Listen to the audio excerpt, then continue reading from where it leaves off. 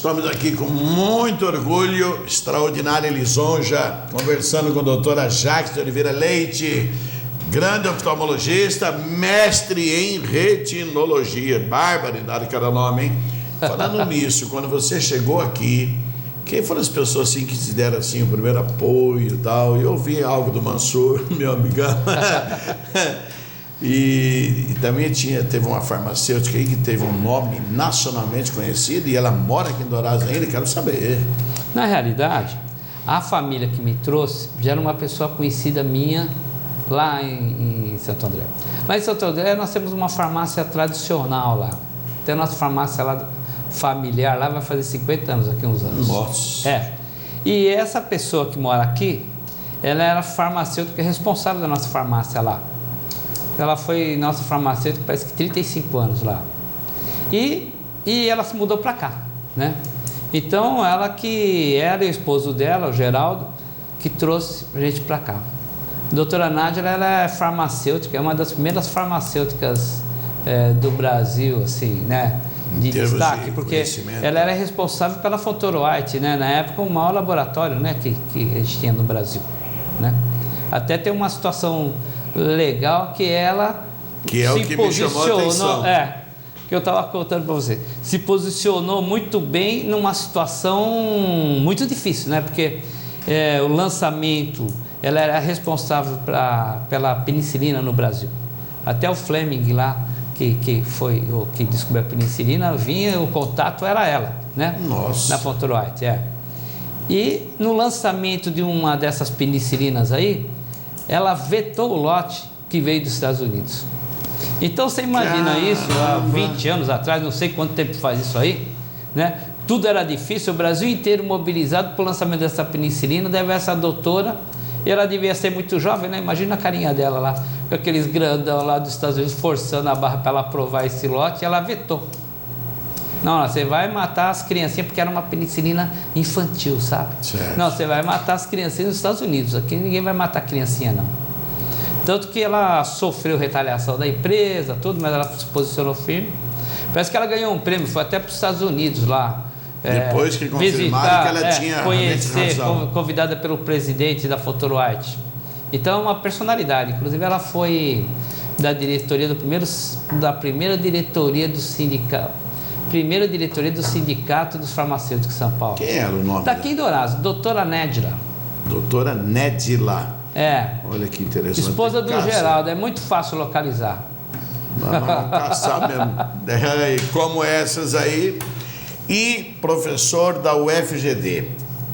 Qual foi a ideia? Eu falei, eu tenho que dividir com os nossos alunos o conhecimento que eu adquiri.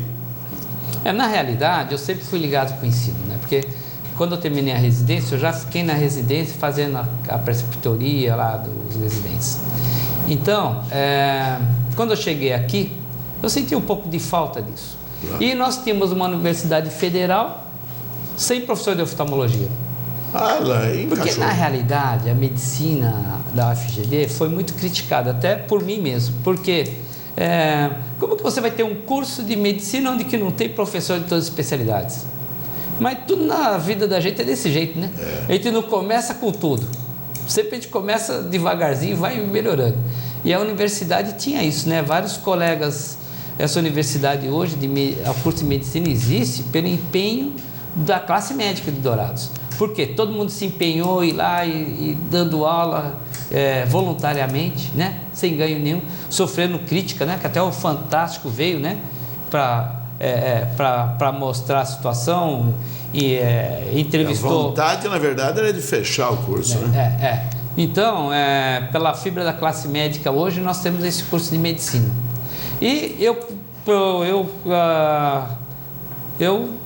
vi aquela universidade sem um professor de oftalmologia, eu falei, não, precisa ter, né? Daí eu fiz o mestrado em Campo Grande, na Federal lá de Campo Grande.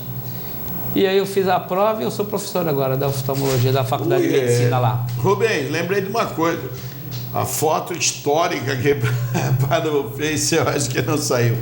Lembrando uma coisa, já que se não era da tua época, nós brigamos demais, fizemos tanto pelo Colégio Objetivo para trazer esse curso de medicina. Quando a universidade se prontificou a trazer o curso, o Conselho Regional de Campo Grande fez um movimento medonho, inclusive fazendo aí petição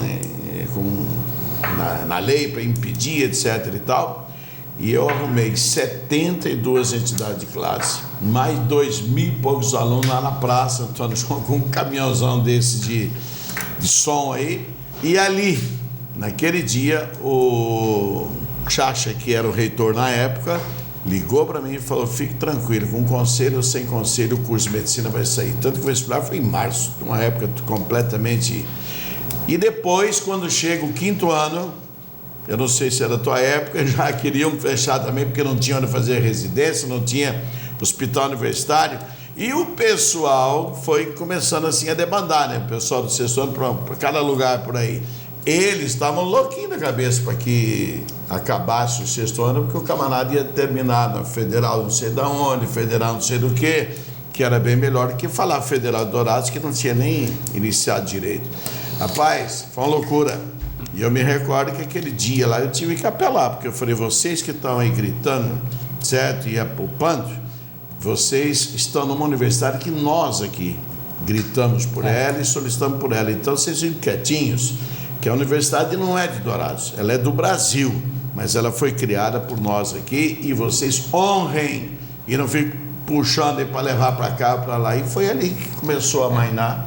E realmente essas coisas, na realidade, a história vai contar um dia. Na realidade, isso aí, diz que o poeta mesmo é o sonhador que concretiza coisas, né?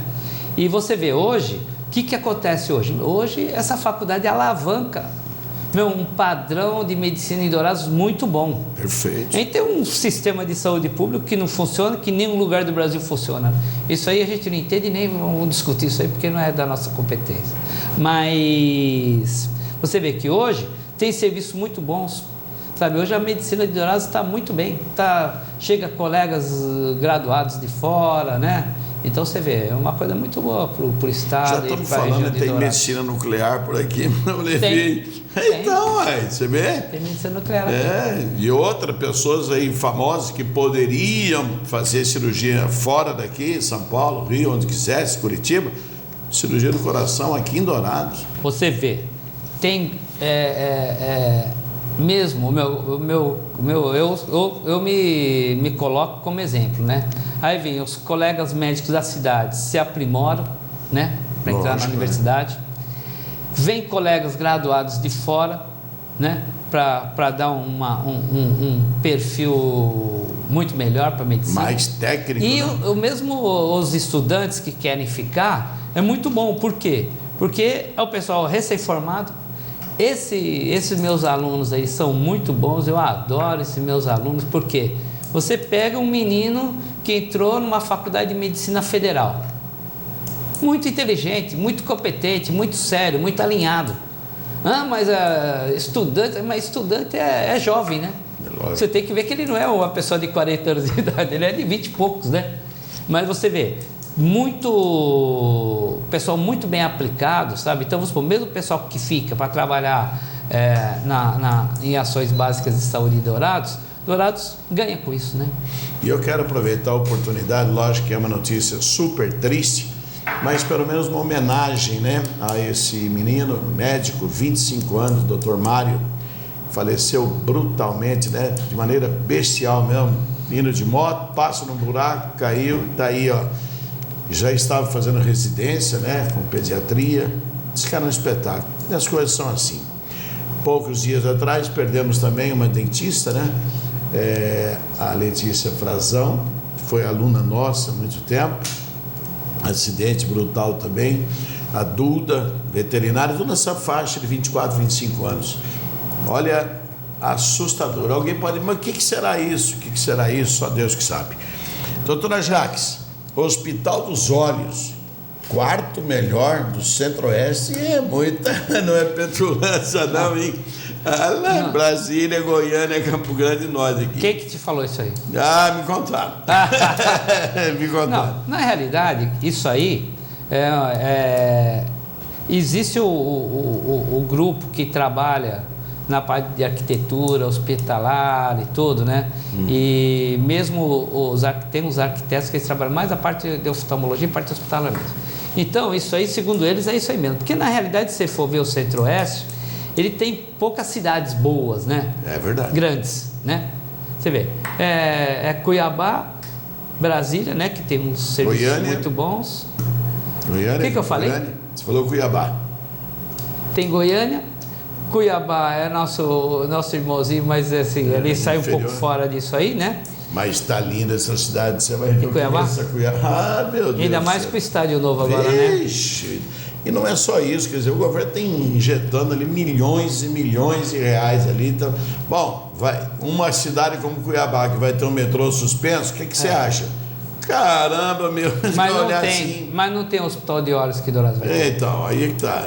Então, porque você vê, a nossa abrangência é muito grande, né? Já atende gente de todo esse sul aí do estado. Atende também, da Bolívia, do Paraguai. Fora do Paraguai ainda tem os brasileiros que andam 200 e poucos quilômetros aí do sul do estado, né? É verdade. Então o volume é muito grande e a gente tem que se preparar para o crescimento da cidade. Porque Dourados você nota que é uma cidade nervosa para crescer. Pujante. Não é verdade? E, ó, independente de governos, né? Porque nunca recebemos nada. Camarada, vamos fazer um hospitalzão aqui e tal, mandaram um presídio. Era desse jeito. Entendeu? E o Hospital dos Olhos, o que vai ter é que ele vai proporcionar um crescimento muito bom da oftalmologia. E na área de serviço é o que Dourados tem que se forçar mesmo, porque eu falei indústria aqui, para quem, de quê? Certo? Você vai ter que ficar para Três Lagoas, Aparecido de Taboada, Paranaíba. Na oftalmologia nós temos uma dificuldade em relação de implantação de serviços, assim, tipo assim, vem um colega diferenciado, tem um investimento grande para montar o consultório e vai começar do zero. Ixi, né? Então é difícil. Então, mas vamos supor, você pega um professor, um especialista de córnea, um especialista de qualquer coisa, formado numa escola boa, tudo, não vem. Agora com o Hospital dos Olhos vai vir, por quê? Tem movimento, tem um lugar muito bom para ele trabalhar, agenda cheia, centro cirúrgico especializado. Equipamento também, né? Porque não adiantaria nada se não tiver equipamento, né? Eu falo muito da questão do transplante de córnea. Transplante de córnea e cirurgia refrativa que a gente fala. Cirurgia de miopia, cirurgia... Vai. Então, o que acontece? Você precisa ter um especialista nisso. Mas tecnicamente, se você for ver tecnicamente, a maioria dos colegas que estão trabalhando hoje, na residência fizeram um transplante. Porque a técnica não é muito difícil. Mas você tem que ter todo um sistema e uma nobreza no serviço, né? Então você tem que trazer um especialista para isso. Então, como é que você vai convidar um especialista de banco de olhos para a gente fazer transplante aqui em Dourados, para ele montar um consultório e aceitar e esperar ter cliente? Então o Hospital dos Olhos vai proporcionar isso aí, né? E escute, visão do diabético. O que é esse negócio? Bom, a diabetes, a lesão básica no organismo do diabético é a alteração da microcirculação e a alteração da inervação periférica, dos nervinhos periféricos. Então, esse daí você tem, vamos supor, você tem um pé do diabético que chama. O que é o pé diabético? Não dói. Então ele se machuca, não sente. Se ele tem um prego no sapato, ele se machuca e ele não percebe. Tem isso. Porque você tem infarto sem dor, porque você tem uma lesão desses nervos periféricos. Agora, em relação à visão, a visão está dentro das alterações da microcirculação. Então, os vasos vão perdendo aquela estabilidade, porque o vaso que quer? O vaso é um caninho que passa o sangue. Perfeito. Se tiver um caninho, uma mangueirinha lá que no tabu começa a vazar ou começa a entupir, vira né? E a alteração que a diabetes dá na microcirculação é essa. Então dá tanto no pênis, coração, pênis também, da impotência, da insuficiência renal, da amputação de membros por falta de circulação periférica, né? E da parte do olho, nós temos a retina. A retina é um tecido que envolve lá atrás. Então é um tecido que ele recebe os estímulos luminosos, que ele é cheio de inervação, capta os estímulos luminosos para formar a imagem e tudo, né? E é uma área altamente vascularizada. Então você tem alteração dessa vascularização no diabético. E que até pouco tempo atrás a cegueira era uma coisa iminente, você preparava o paciente para a cegueira. Hoje não, hoje dá para chegar para o paciente e falar assim, olha, não vai ficar cego. Porque a gente tem não recurso. vai ficar cego, mas se não fizer muitas coisas, né? Porque tem um amigo nosso aí que não parou de beber nem dizendo que ia ficar cego. O hipertenso, não, é uma doença que você tem que ter um acompanhamento, né? Você pega o hipertenso, se ele não tratar, ele morre, né? O diabético, se ele não tratar, ele pode ficar cego, mas não é para ficar, porque a gente tem bastante recurso. Então hoje, o que a gente tem de diferencial hoje? Que a maioria das pessoas tem noção disso, apesar que diz que o conhecimento não dá consciência para a pessoa, né? Então, que nem a gente sabe com essas barrigas nossas, ó, tem que fazer dieta, tem que caminhar, mas é difícil, né? Então, mas é assim. Falando já que o PSB é o partido sem barriga, então para nós não serve. Então, ó, o diabético, ele tem muita dificuldade no acompanhamento clínico dele, da evolução clínica. O controle clínico dele é difícil, porque mexe com algumas coisas, tipo assim, mexe com a questão da alimentação. Você vê, muitas vezes você não tem tempo nem de parar para comer, quanto mais o que vai comer. Tem que ter atividade física e ele tem que ter um suporte muito bacana, sabe? Assim, tipo assim, tem que ter um nutricionista, tem que ter um personal trainer, tem que ter endocrinologista, tem que ter... Então, tem que ter todo um pessoal em volta dele para ele... Se estimular até, né? Conseguir ter um controle clínico bom. Dá muita ansiedade, né? A pessoa fica estressada e atrapalha mais o controle clínico. Então, basicamente, o que vai conservar a visão do diabético hoje é esse controle clínico, que tem que ter. E hoje a gente tem forma de acompanhar essas lesões circulatórias, dessa microcirculação, sabe? Tem um exame que a gente faz de mapeamento de retina, aquele exame de fundo de olho, né? Dilata a pupila, a gente consegue ver todos aqueles vasos, a situação. Tá, mas se está, por exemplo, já rompido aqueles vasos, vai fazer o quê? Bom, o negócio do diabético é o seguinte, o negócio de diabético, todo diabético você tem que dar uma olhada nessa retina aí. Então tem que ter um esclarecimento da sociedade muito bom, porque o próprio diabético tem que estar ligado nisso.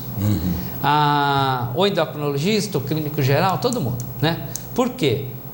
Não vai ficar cego os casos que a gente começar a acompanhar direitinho. E a pessoa nisso, também, né? Fazer a sua parte. A diabetes, ela tem aquela coisa assim, ela é um inimigo invisível. E não horrível, dói. né? Horrível, é aquele que proíbe o cara de tudo. Proíbe de tudo. E você tem um monte de compromisso, só que você não sente nada, né? Você não sente nada. É igual em relação à visão também. Muitas vezes o paciente está enxergando muito bem, mas ele tem alteração grave já da parte circulatória.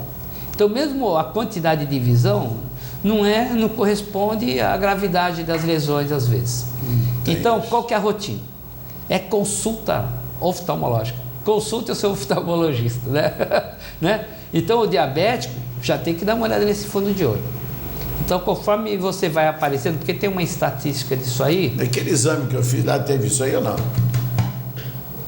Estava muito bem, né? Tava?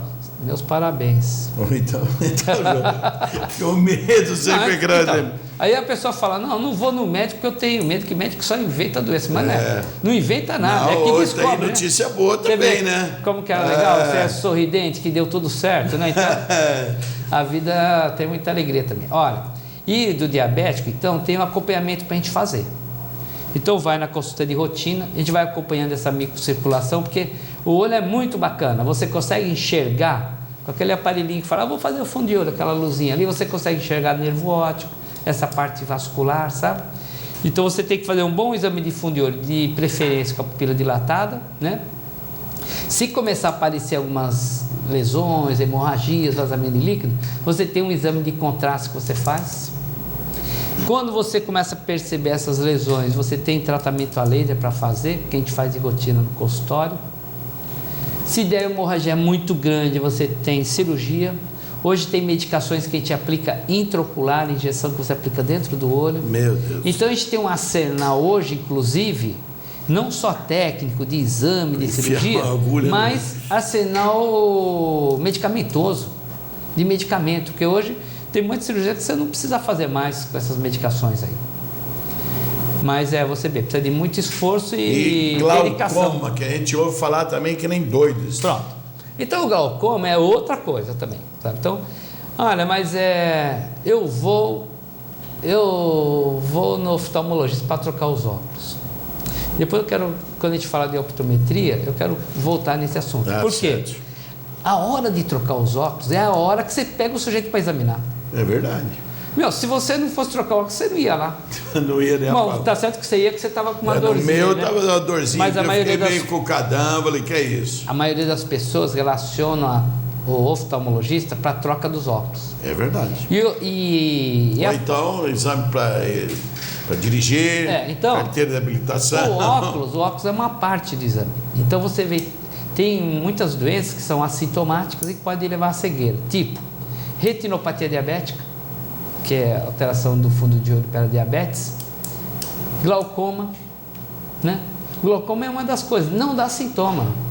Mas você me perguntar, mas doutor, como que a pessoa vai saber qual o sintoma? Não tem sintoma.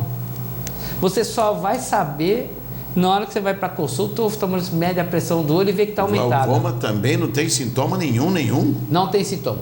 Eita, só existe. E o que seria o glaucoma? É uma espécie de existe um glaucoma agudo, que a gente fala, que é uma coisa muito dolorosa, que o paciente vai para o pronto-socorro, aquilo é uma coisa muito ruim.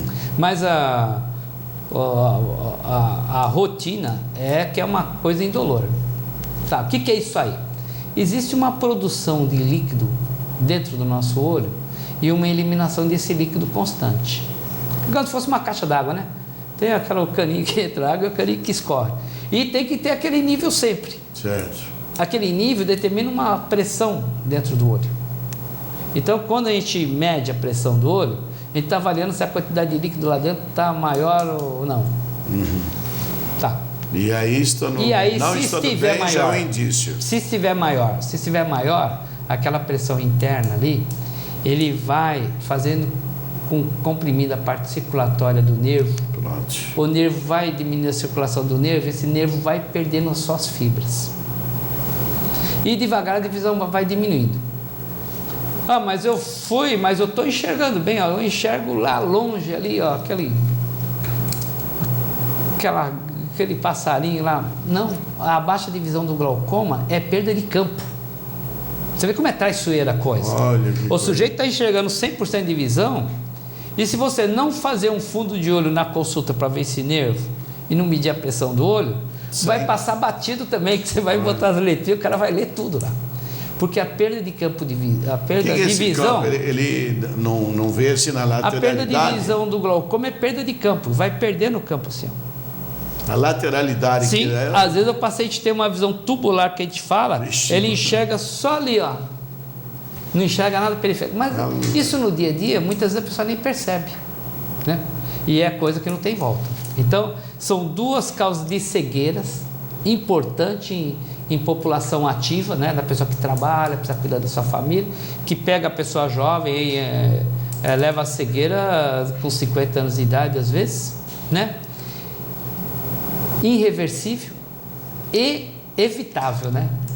Evitável. O evitável que é? Ai, caramba. Olha, consulte o oftalmologista para vocês ficarem livres desse negócio. Optometria, há uma briga, parece, né? Entre os oftalmólogos, oftalmologistas, contra os optometristas, e daí? Eu sempre digo, quando eu recebo o Aron aí da Ótica Carina, eu digo o seguinte: se existe um diploma em nível superior, certo? Como é que não vai ter a profissão, camarada? É um negócio meio doido isso. Olha, em tese, eu concordo com você em número e gênero, porque é uma injustiça. Claro que é uma injustiça, não é verdade? Claro. Mas acontece o seguinte: isso aí, você que está no meio de escola, você sabe que tem a coisa vai do lado contrário, né? Então vamos supor, não, olha, precisa de optometrista. Tá bom, então vou fazer uma faculdade? Vamos. Isso. Né? Então, para você de optometrista, então tá, a profissão do optometrista vai ser assim assado. Então vou fazer a faculdade? Vamos. É o contrário. Faz a faculdade, aí você pega o Heron, por exemplo. Ele fez um curso superior, investiu, e hoje ele... Fica brigando aí, porque não deixa ele trabalhar. E além do que, parece-me que ele não mexe com receita. É o que ele falou aqui um dia. Eu não tenho nada para consultar o olho de ninguém. Eu só meço os graus. Eu falei nesse Na realidade, ponto. essa questão da não aprovação da profissão coloca eles numa situação de ilegalidade que compromete tudo. Absurda. Porque o que acontece então? Então vamos supor, não pode ficar desse jeito. Por quê? Se você vai nesse profissional, esse profissional prescreve um óculos, ele não pode assinar essa receita. Não pode. Tá. Esse nosso amigo que ele manda muito paciente para mim, é assim, você vê, o cara é competente, o cara fez um curso. Lógico, Tá. Então o que acontece? Essa situação de ilegalidade faz com que gente que não tem esse curso, que não tem a capacidade que tem, aí faz também. Faz também, é verdade. E você vê, isso é muito mal para a saúde ocular, né? Cara, ela compra uma máquina aqui, pronto, aí, tá? Não, eu não tenho a competência e nem assim, eu não tenho conhecimento para falar sobre a questão legal disso, e também não é coisa do nosso mérito, né? Lógico, Mas eu penso o seguinte, a optometrista, a optometria em relação à oftalmologia está como o fonoaudiólogo para o otorrino, Isso, exato. o fisioterapeuta pro ortopedista. Não adianta, a gente vive num mercado selvagem, né? Não adianta, um sempre quer segurar o outro, não é verdade?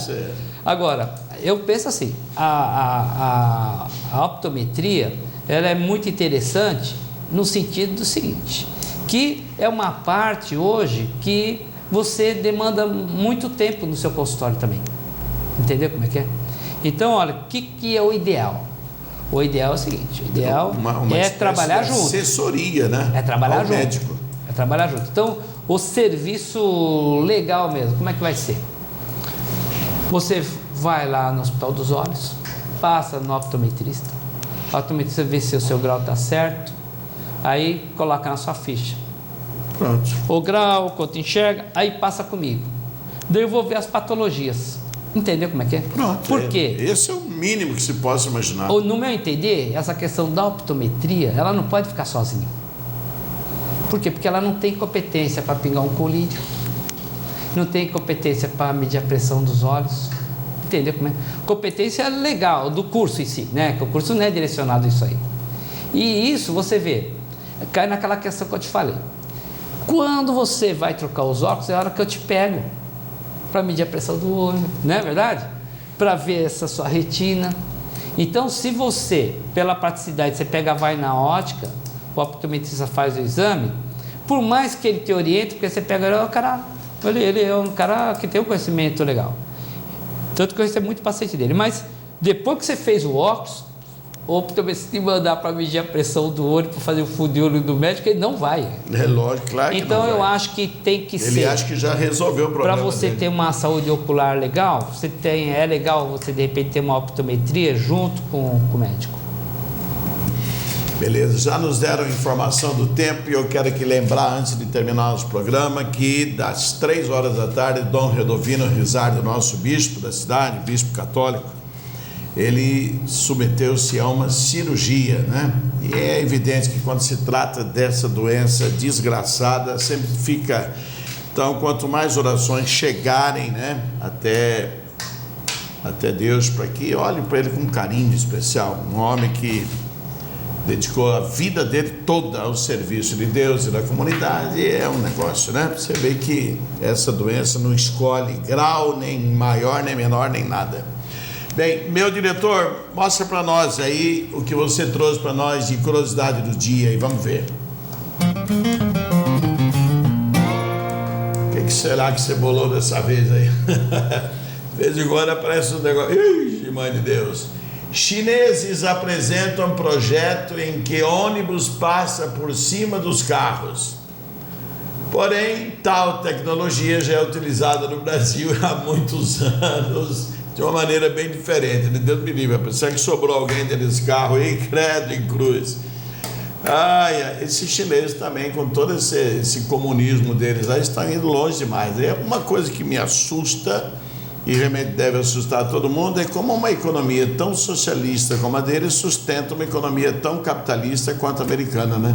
Que hoje a maior parte dos dólares que os americanos devem está na mão dos chineses. Que coisa impressionante isso.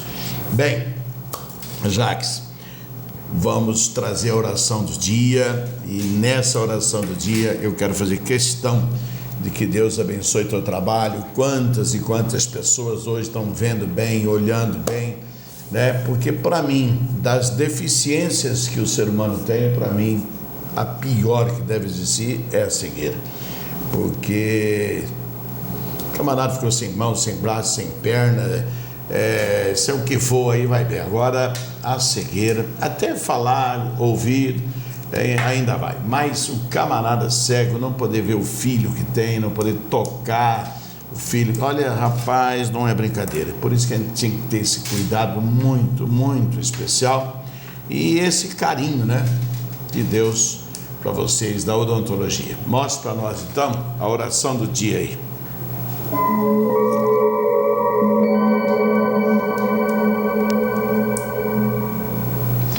Porque o Senhor consolará a Sião, consolará todos os seus lugares assolados, e fará o seu deserto como um Éden, e a sua solidão como o jardim do Senhor.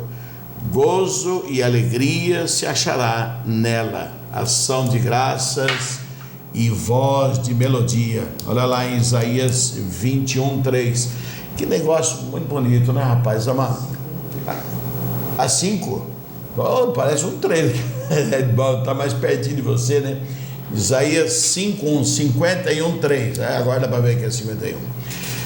Então eu vou ler de novo, porque realmente é um consolo, né? Porque o Senhor consolará a Sião. Sião era Jerusalém, né? Consolará a todos os seus lugares assolados, destruídos, massacrados, e fará o seu deserto como um Éden, como foi o Éden, paraíso, e a sua solidão como o jardim do Senhor. Gozo e alegria se achará nela, ação de graças e voz de melodia. Pai do céu, quem quer outro Deus senão esse Deus, né? É esse mesmo Deus que nós pedimos a bênção a você, sua família, a todos os oftalmologistas, a todos os médicos em geral, a todas as pessoas que estão ligadas de uma forma ou de outra com a saúde do ser humano, que é o bem maior com a vida, né, que nós temos. E ao mesmo tempo que essas bênçãos cheguem até as casas de nossos teleassinantes, que nos receberam com tamanho carinho, as pessoas de longe, são 37 países, segundo o último dado ali, que estão assistindo a gente pelo YouTube. Isso é gratificante. Nós estamos aqui em Dourado, esse cantinho aqui, ó, pertinho do Paraguai, mas estamos dando nosso recado por aí, com graça e honra, sempre ao nosso Deus maravilhoso. A Ele a gente deve tudo, né? Aquela frase que eu venho falando é uma das frases mais duríssimas que a Bíblia tem, né? Em tudo dai graças a Deus, em tudo, até na tristeza, alegria, solidão, deserto, tempestade, em tudo. E em tudo damos graças também pela saúde do nosso príncipe Dom Redovino. A Jacques, não sabe a alegria que você deu para mim, para todos os nossos teleassinantes, e que você seja muito abençoado no seu trabalho. Muito obrigado, foi um prazer. E a todos nós teleassinantes o convite para as 23 horas estarmos aqui novamente, e amanhã às 7 horas da manhã também. Os que perderam no YouTube vão encontrar escrito lá, Dourados em Revista, doutora Jacques. Viu que bom? Até lá, muito boa noite.